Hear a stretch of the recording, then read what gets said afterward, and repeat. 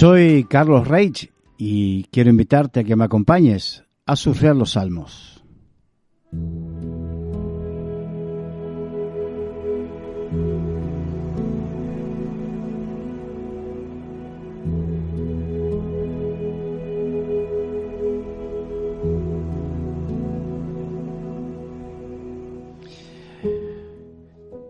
Hoy vamos a terminar con el Salmo número 1, la tercera parte, y hasta ahora hemos visto que el Salmo 1 comenzaba con esa maravillosa palabra, bienaventurado, que es el concepto bíblico de felicidad, o el más cercano al concepto que nosotros tenemos de felicidad. Y que esta felicidad se alcanza no con maneras humanas, sino a la manera de Dios. Esto implica no andar en consejo de malos, o sea, en malos consejos, no andar en malos caminos y no participar de los pecados de otro. Y que por otra parte debemos amar la palabra de Dios de tal manera que nos deleitemos en ella, meditemos, pensemos en ella para que ésta limpie y guíe nuestra vida, y esto hará que nuestras vidas fructifiquen y prosperen.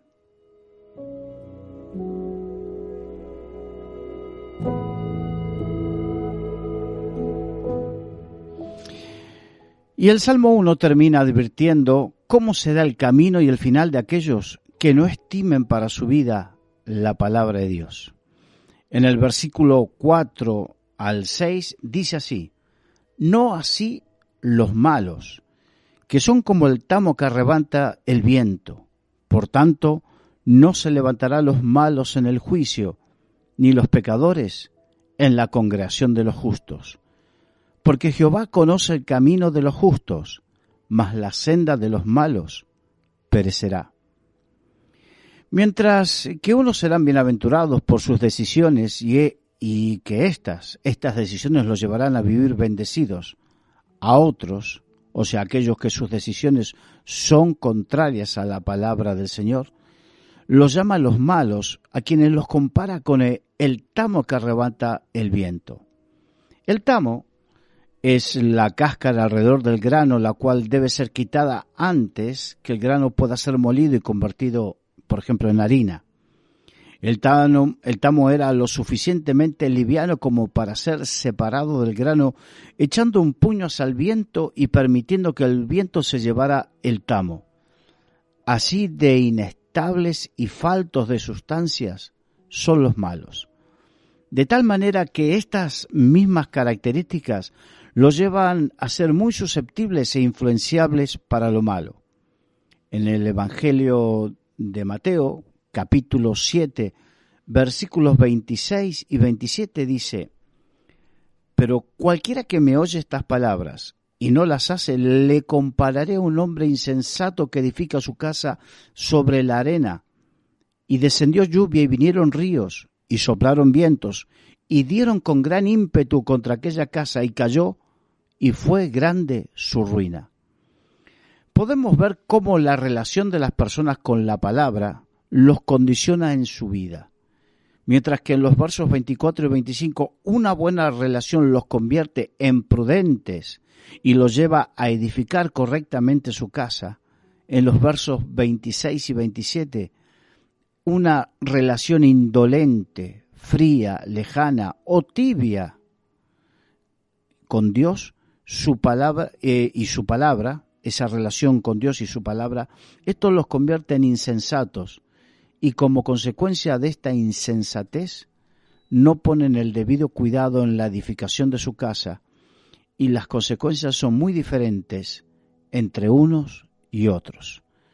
A los dos les ocurren las mismas cosas, lluvias, ríos y vientos, como ejemplo de los problemas que acontecen en la vida. A todos en general nos toca pasar por circunstancias adversas y es en estas situaciones donde se ve el fruto de las buenas o malas decisiones. Mientras que los que son indolentes en su relación con Dios y con su palabra, el final fue la ruina, símbolo del dolor, el fracaso, la frustración. a los otros, los que aman y se deleitan en el Señor y en su palabra, se mantendrán firmes a pesar de estas circunstancias.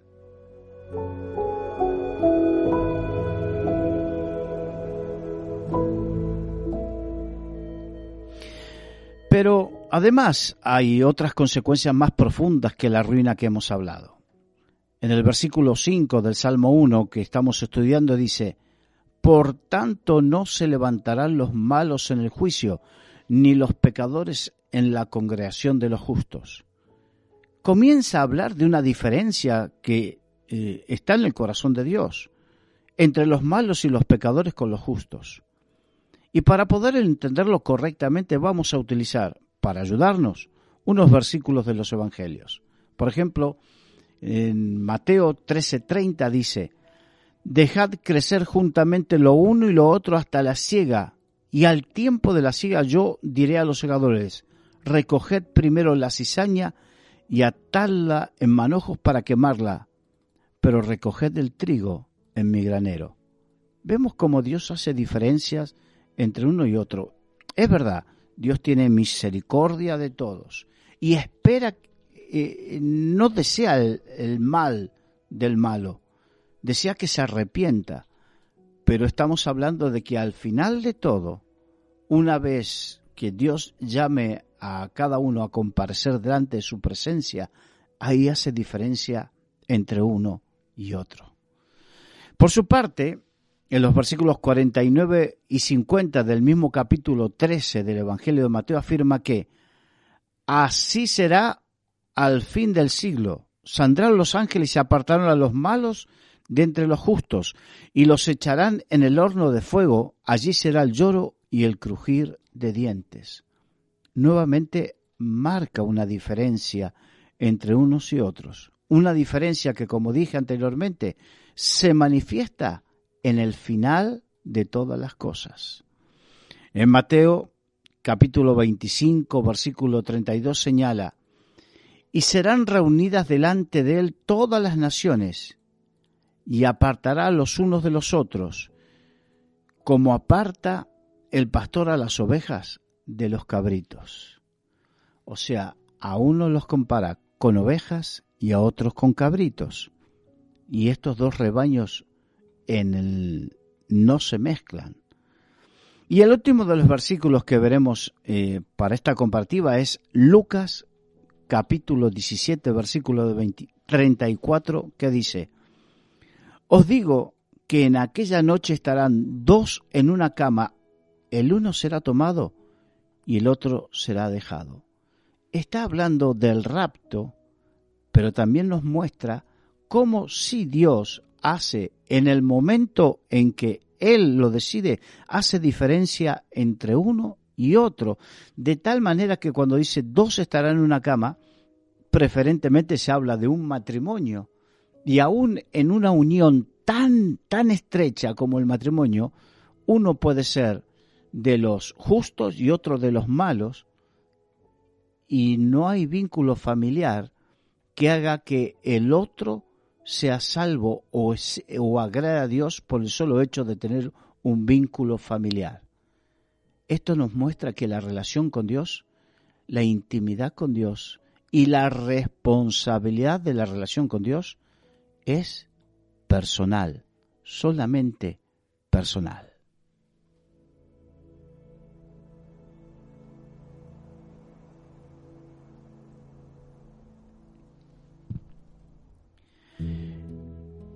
¿Y qué tienen en común todos estos versículos? Primero, que son palabras del Señor Jesucristo. Y segundo, nos marca que hay un momento donde Dios mismo, no una iglesia, no un predicador, no una denominación, no alguien humano, sino Dios mismo es el que marca la diferencia entre uno y otro. Entre los malos o pecadores y los justos. Y esta diferencia tiene un momento y un lugar. Si bien se interpreta que esta diferencia es siempre, pero ese momento y ese lugar tiene que ver con el tiempo del fin, con la salvación y con el juicio de Dios. Porque la Biblia claramente nos enseña que un día todos tendremos que presentarnos a juicio delante del trono de Dios. Pero esto lo veremos después de este tema musical.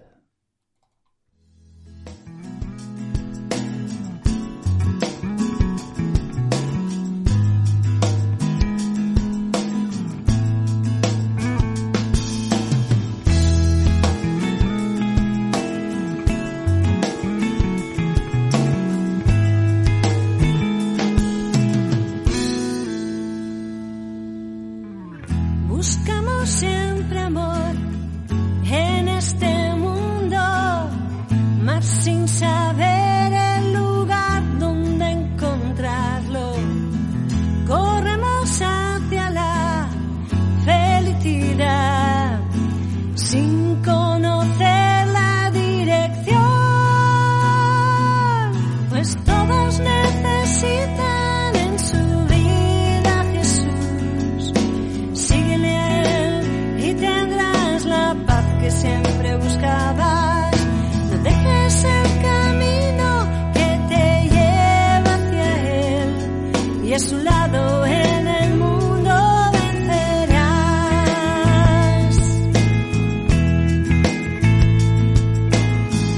Mira a tu alrededor, dime qué ves. Solo ansiedad, tristeza y corrupción. Mira tu vida, vacía está, sin una razón para existir. Pues todos necesitan en su vida Jesús. Síguele a Él y tendrás la paz que siempre buscabas. No dejes el camino que te lleva hacia Él, y a su lado en el mundo vencerás.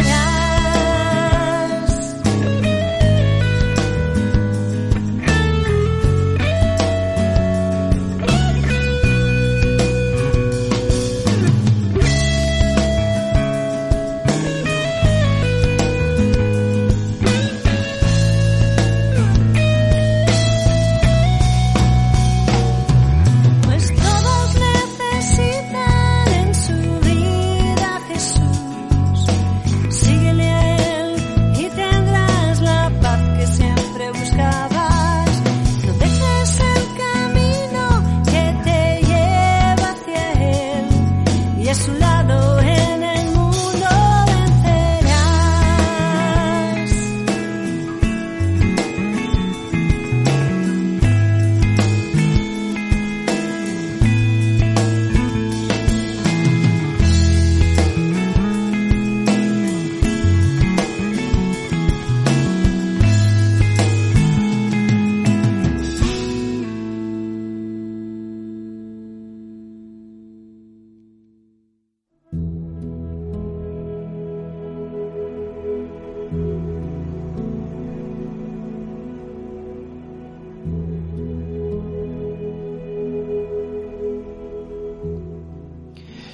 Habíamos hablado acerca de que Dios hace diferencia entre el justo y el malo, o el injusto o el impío, que son las diferentes formas en que Dios lo dice en su palabra. Y hay mucha gente que esto no le agrada porque dicen, no, Dios es amor. Y es verdad, Dios es amor. Pero que sea amor no significa que no sea justo. El amor y la justicia no son contradictorios. Y la justicia implica hacer lo justo y lo recto. Y el malo, cuando no se arrepiente, Dios había predestinado y dicho un fin. Y yo sé que esto a muchos no le agrada o no entra dentro de su pensamiento, y muchos dicen, yo pienso que, y lo importante y con todo el respeto, no es lo que tú pienses, es lo que Dios dice y que dejó escrito en su palabra. Y eso es lo que vamos a ver ahora, para que nos demos cuenta y no caigamos en los errores de la autocomplacencia según lo que yo pienso.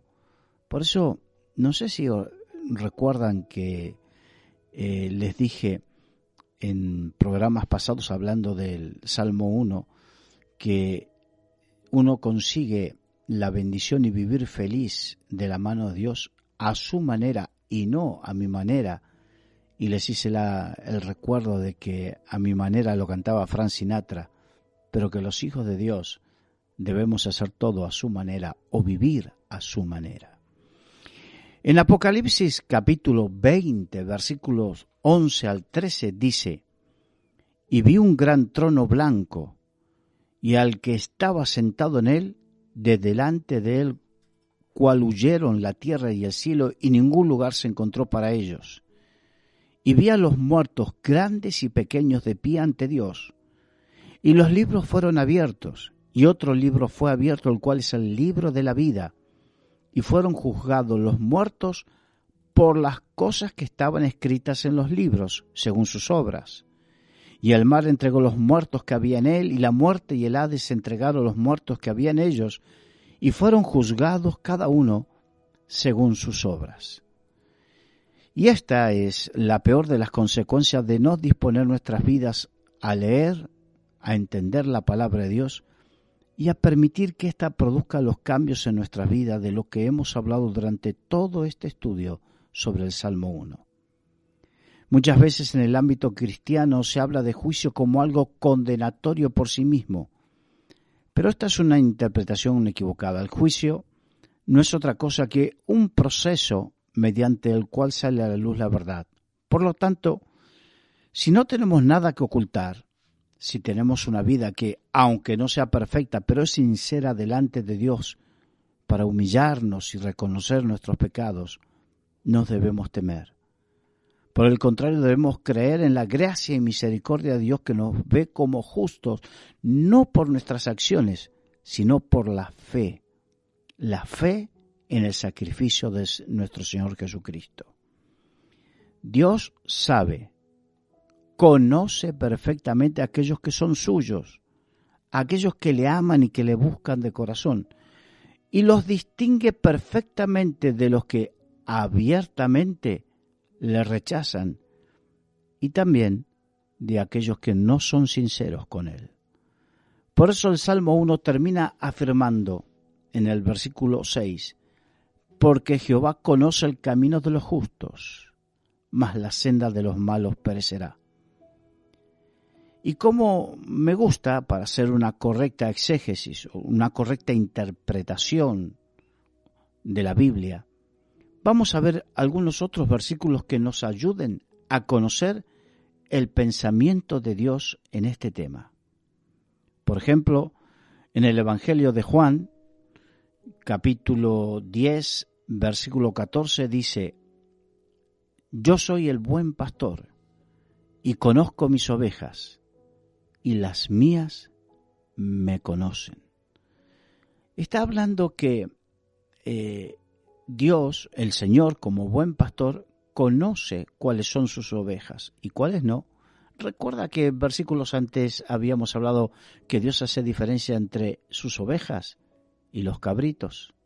Dios sabe cuáles son sus ovejas. Y lo bueno es que sus ovejas le conocen. No hay nada peor que, o pocas, quizás es una exageración, pero es una cuestión no menor, aquellos que dicen o hablan de Dios y no le conocen. No conocen porque no leen su palabra, no le conocen porque no atienden a su voz, porque no están en su presencia, porque no le prestan atención. Por eso no le conocen. Dios conoce a aquellos que le conocen. Y la palabra conocer tiene dos significados.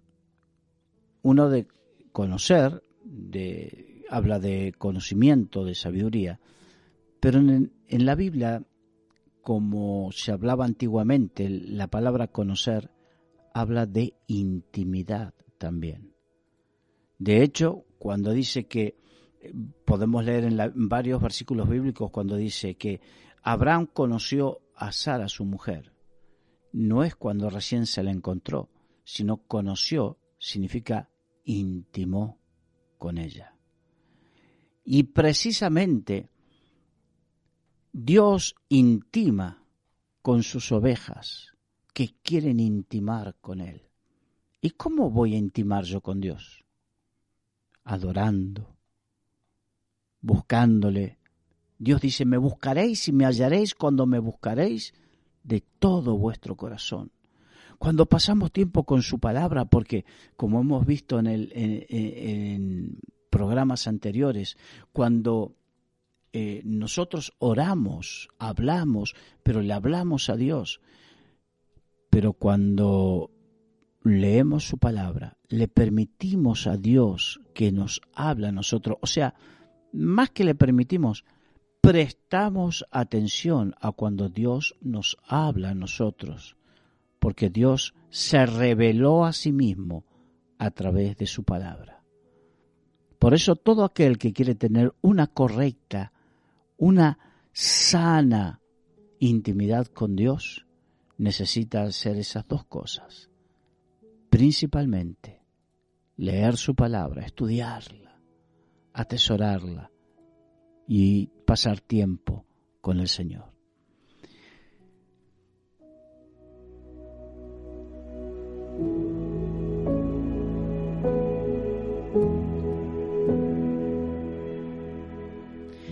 En 2 de Timoteo, capítulo 2, versículo 19, dice, yo soy el buen pastor y conozco mis ovejas y las mías me conocen. El anterior era el apóstol Juan hablando de esto. Aquí es el apóstol Pablo en su carta a Timoteo diciendo prácticamente lo mismo, que él como buen pastor conoce a los que son suyos y los suyos le conocen a él, saben quiénes son, porque intiman, porque están juntos. Qué bueno. Vamos a Romanos, también palabras del apóstol Pablo, en capítulo 2, versículos 9 al 10, que dice, tribulación y angustia sobre todo ser humano que hace lo malo. ¡Wow! El fin de los malos. Aquí dice tribulación y angustia. Está hablando del juicio. Cuando Dios haga juicio y saque a luz la verdad de cada uno sobre los malos, sobre los indolentes. Recuerden que hay un versículo bíblico en Apocalipsis donde Dios dice, a los tibios los vomitaré de mi boca. La indolencia espiritual es símbolo de la tibieza y esa tibieza hace que te vomites de su boca. Está hablando de este juicio, tribulación y angustia sobre todo ser humano que hace lo malo. El judío primeramente y también el griego. Y el versículo 10 dice, pero gloria y honra y paz a todo el que hace lo bueno, al judío primeramente y también al griego. Qué bueno. Así como vemos que para unos hay tribulación y angustia, para los otros hay gloria, honra y paz. Yo quiero ser de aquellos que reciban gloria, honra y paz por haberme preocupado diligentemente de escudriñar la palabra de Dios, de conocer a Dios a través de su palabra y a través de tener una comunión íntima. La Biblia dice que Dios tiene comunión íntima con aquellos que le aman. ¿Qué significa esto? Yo amo a la mujer que Dios me dio por esposa. Significa que quiero estar con ella. Me gusta estar con ella. Deseo estar con ella. Y ella me ama y me lo demuestra en que desea estar conmigo. Le gusta estar conmigo. Y lo que nos sucede es que a mí me gusta hacer lo que a ella le place. Y a ella le gusta hacer lo que a mí me place. Eso significa intimidad. Y de la misma manera podemos tener intimidad con Dios, donde no lo hago por obligación, hago porque comienzo a tener una relación con Él. Dios dice, he aquí, yo estoy a la puerta y llamo, y el que abre, yo cenaré con Él y Él conmigo. Habla precisamente de esa relación de intimidad en la cual Él siempre está dispuesto. La gran pregunta es, ¿estamos dispuestos nosotros a tener ese tiempo de intimidad con Él?